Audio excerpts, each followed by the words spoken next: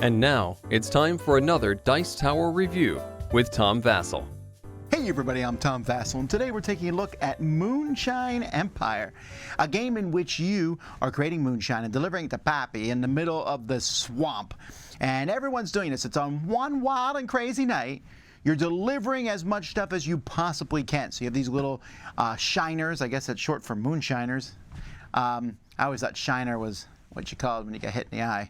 But anyway, you have a bunch of moonshiners, and you're trying to get money and distill this stuff, go around and visit people in the swamp, and deliver orders to customers. Here's how it plays. Players are going to get a starting character. Each of these characters has a special ability. Like Ginny Tonic can run single stills twice. And then you have a bunch of starting units here. You can take anyone you want. So I'll take Stinky Stan, who can ignore the police. Starts with a truck, an ATV, a $40 Moonlight, a double still, and a single still.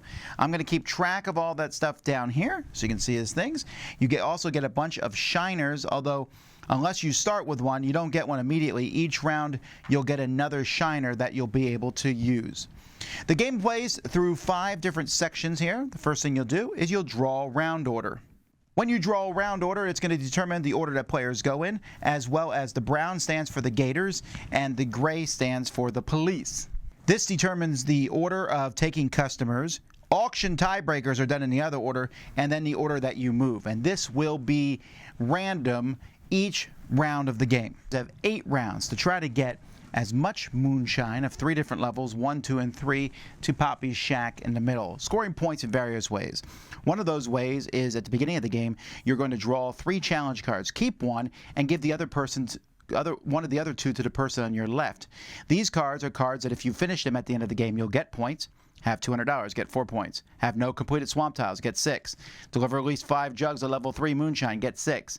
If you don't complete them, though, you will lose.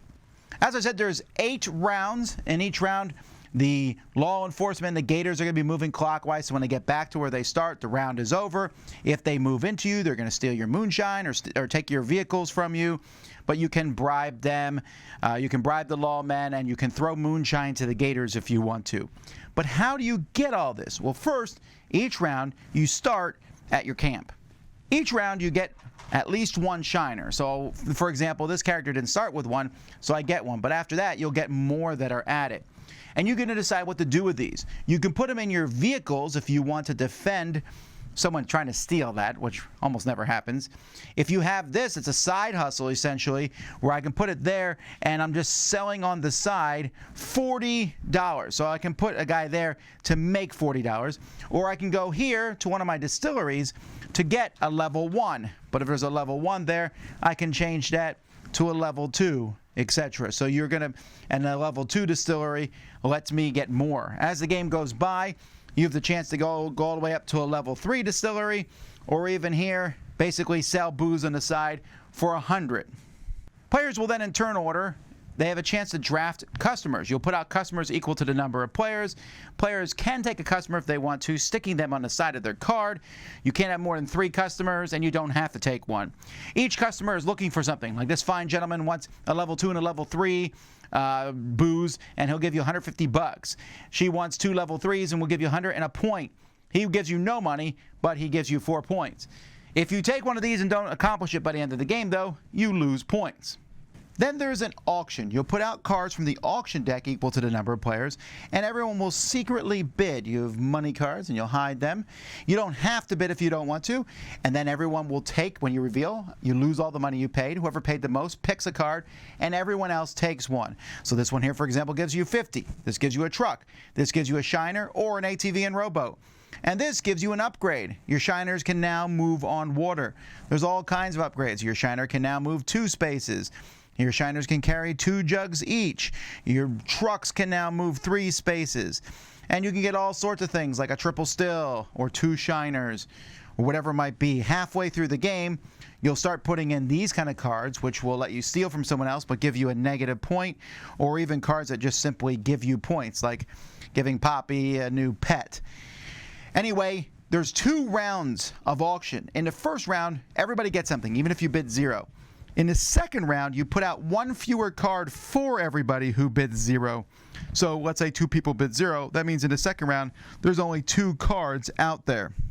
After that, players are going to take turns, if they want to, moving their shiners, getting in vehicles, and putting, the character themselves can carry some moonshine with them, and they're going to move. But each of the different vehicles, there are 4 different types of vehicles, will move differently. The ATV moves 3 on land, the truck moves 2, this boat moves 1 on water, and the airboat can move on either 1 and 2 spaces, so airboat being the best. It shows what it can carry. And then also your person can move 1. So if you're smart, maybe you might have a truck here already. So I go up here, I then get out, walk into the truck, and then drive the truck farther. Then get out and walk 1 space. Of course, I better be able to bribe that police officer. Once you get out of vehicles, they're anybody's. If there's vehicles, and there will be vehicles laying all over the board, you can chain reaction. Each vehicle on the board for you can only move once, and you can move each of your shiners only once when they're not in a vehicle. But your goal is to eventually get here, in which case you're going to deliver this. This is going to be put into your bin for points at the end of the game. And if you have a customer who's looking for that, you can put it on the customer first, and when the customer's fulfilled, you'll get the reward from that customer also. Any vehicles or shiners who do make it to the middle are essentially removed from the game. I guess they get drunk and stay there all night. I'm not sure. There's also swamp tiles. When you move a shiner onto one of these, they're put out at the beginning of the game. There's all sorts of things. Here, it says find a honeycomb. You must give them a jug of shine before these units can leave. You get stuck there. Here, this guy will deliver the jars of shine to Pappies. It counts as delivery, but you get no money because you get some money every time you deliver stuff. So he'll do it straight for you, but is it worth it? Sometimes they require something. You need to take a shiner here, lose them, and if you do that, you get 2 jugs of the level 2. Here, if you meet a fellow who offers a gamble, give him a jug and you take the top auction card, whatever it might be. So whenever you get one of these tiles, whatever happens with it, bad or good, you're also going to keep it. At the end of the game, you're going to score points based on how many of these tiles you've completed. Halfway through the game, after 4 rounds, you'll shuffle the cards back together, adding in those reward and penalty cards. You get 3 more challenge cards that you give to everybody, and then they can discard any 2, including the ones they got at the beginning of the game. And then you just keep going to the final round. After the final round, you're going to score points. You get points for every jug that you delivered, for your customers that you've served or failed.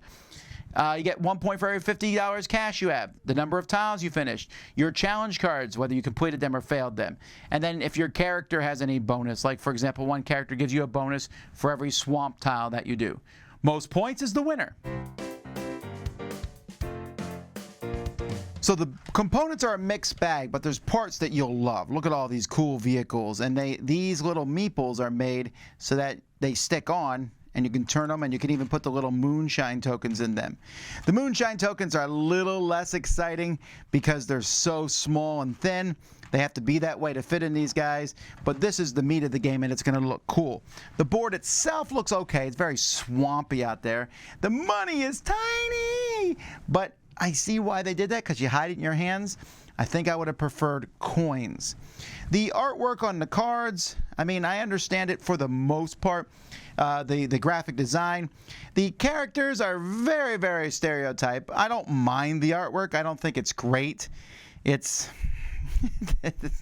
whatever. It's pretty good, right? The rule book has a lot of problems.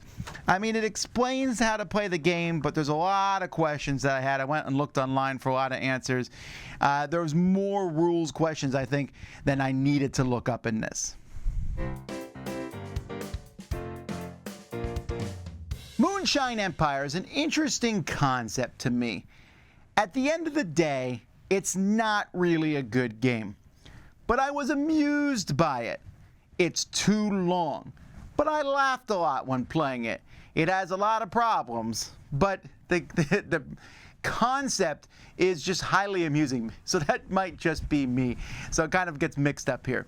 So there's some good ideas. I don't mind the ideas of there being customers out there, and you are trying to draft the customers. And also the auction. The auction's a pretty interesting idea because you put out money, you reveal it, you probably will get something. But with all these little things, each one, it always seems like there's some sort of problem. First of all, why is turn order random every single time? That's not a good idea. I mean, you can argue and say, well, going one direction helps for movement, going the other direction helps for the auction. Great, and that's true, but if you're in the middle, you probably don't care. And secondly, I might want to move first, but it doesn't matter because it's random. And there's a couple auction cards that let you move that turn order around. They're also really bad, those cards, because those cards almost only matter for the auction themselves. And why would I take those over anything else? I just think the whole turn order thing is really messed up. So that's one problem with the game. The other problem with the game is those initial challenge cards. You give one to the person on your left. So what does everyone do? They look, they say, this one seems pretty impossible. I'll give it to that person. You get it. You're like, I'm not going to try to do this. I'll just wait till halfway through the game and discard this one as one of the ones I took. I really didn't like them. Some of them are really difficult to do. Then the customers themselves, so there's just the rules are kind of weird in that way. Like, hey, this customer will give you $200 but no points. Well, $200 is 4 points at the end of the game. So I'll take this guy because if I don't do him at the end of the game, I lose nothing. And there's just weird rules like that. The auction itself is pretty neat. Upgrading the boats and getting upgrades is nice. Getting more distills or more shiners or more places to sell stuff off on the side. I really like that sort of thing. You know, that's pretty neat. But then the second half of the game, they add those negative point things out there. So it will say minus 1 point and then steal something from someone else. Well, first of all, auctioning for a card that lets you steal from someone else isn't fun. It's just not. And especially in a 2-hour game. And this game, it says, I think, like 90 minutes. That's not true. It's 2 hours. Especially if you play with a full player count. But if I steal something from someone else and then I get a negative point, I don't even want that card, but somebody has to take it. That's just a non-fun card that's in the mix. And then the auction itself is weird. So if some people bid 0, then Pappy's annoyed, and he gives out fewer cards next time for the auction. Yeah, but that doesn't affect the people who bid 0. So what happens is there's a bunch of okay stuff out there. I'm like, I'm happy with anything. I'll bid 0. I'll save my money. For the second auction, now there's 3 cards because I didn't do it, and I can bid more money towards getting that. It's just an odd rule. If it said he gives 1 less card and the people who bid 0 don't get to participate in the second auction, I'm on board then. The rule makes more sense. And that's what this game is. There's lots of little points where I go, that doesn't make sense.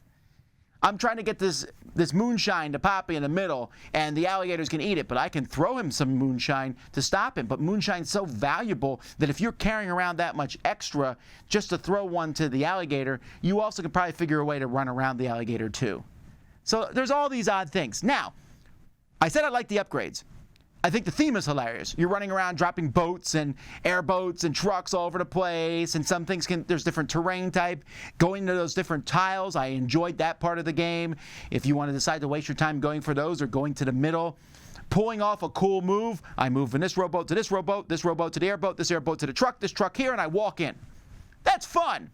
Now, do be warned that because you can move your people and use all these vehicles on the board, that there's a lot of analysis paralysis during the movement phase if people take the game seriously at all, which you kind of have to do because otherwise you're not going to get stuff in the middle. The game is hard. It's hard to deliver stuff. Not only do you deliver stuff, but then your guy who delivered it and any vehicle they took is gone. So you lose something every time you deliver things. And all that fundamentally brings around the fact that the game just feels a little broken. It feels like there's a bunch of good ideas and some cool things like, look, the meeple sticks in the boat. And the boat moves here. Well, that's fun, and you can upgrade this. Fantastic. But none of that stuff really meshes together to make a smooth game. It feels like a bunch of disjointed stuff. It's at its heart a pickup and delivery game. I make the moonshine, pick it up, deliver it. But it has all these ideas. I think the game is, it's like a woohoo style game.